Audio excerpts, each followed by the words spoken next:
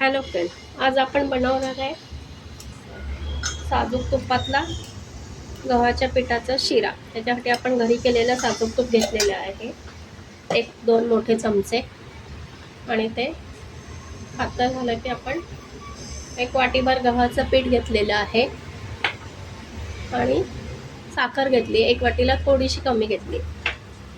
हा गव्हाचा पिठाचा शिरा खूप चविष्ट लागतो।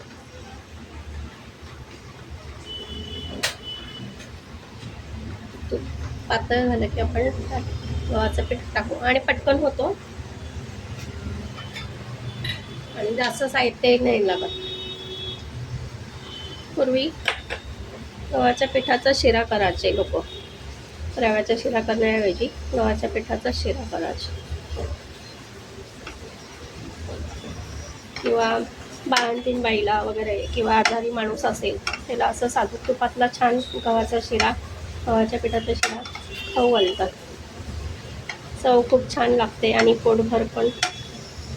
पोटभरीचा नाश्ता पण होतो। हे असं छानपैकी आपल्याला भाजून घ्यायचं पीठ मंद गॅसवर।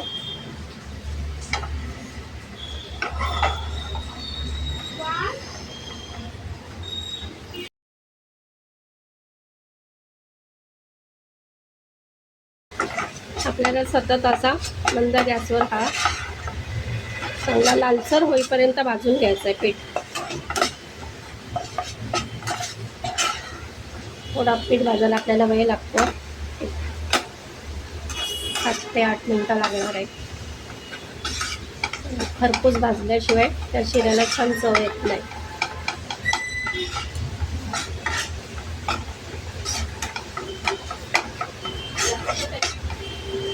बघा, आपलं पीठ छान भाजत आलेले आहे आणि त्याला थोडंसं तूप पण असं सुटतंय बघा। आता ह्यावेळेस आपण त्यात गरम केलेलं पाणी टाकणार आहोत। पाणी टाकताना हळूहळू टाकायचं आहे आणि लुसलुशीत छान असा करायचा आहे आपल्याला, कोरडा नाही करायचा आहे। बघा, असं तूप सुटतंय त्यामुळे आपलं ते पीठ छान भाजून झालेलं आहे। पारंपरिक आपला हा पदार्थ आहे।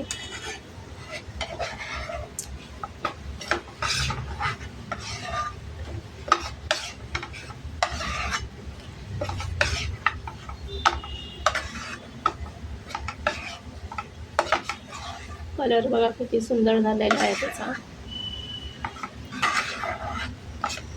खरपूस पीठ भाजलं आहे।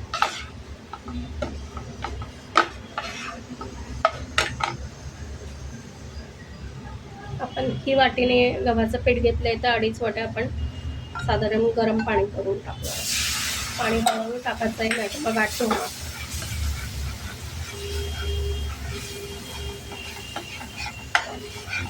सगळं एकदम पाणी नाही टाकायचं,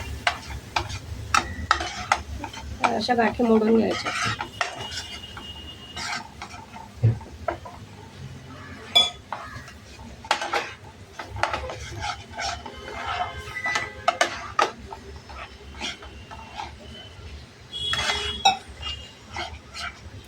गॅस कमीच मंदच ठेवायचा आपल्याला आणि छान असं गाठी मोडून घ्यायची।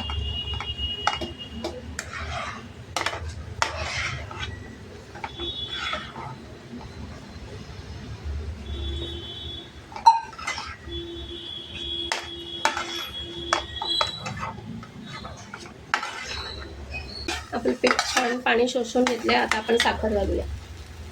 साखर तुम्हाला आवडेल अशा प्रमाणात घाला। गोड तुम्ही किती गोड खाता, साधारण 1 वाटी मी साखर घातलेली आहे। ती त्यात विरघळून द्यायची, एकत्र करून घेऊया आपण।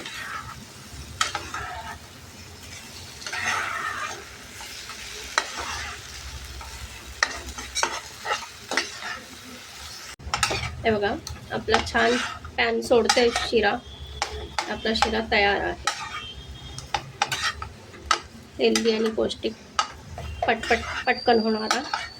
आपण टिफिनला देऊ शकतो, सकाळी नाश्त्याला वगैरे, आणि छान पदार्थ आहे, हेल्दी आहे, चविष्ट आहे। तुम्ही नक्की ट्राय करा. आपला हेल्दी आणि पौष्टिक पारंपरिक साजूक तुपातला गव्हाच्या पिठाचा शिरा तयार आहे. रेसिपी आवडल्यास लाईक, शेअर आणि सबस्क्राईब करा. धन्यवाद.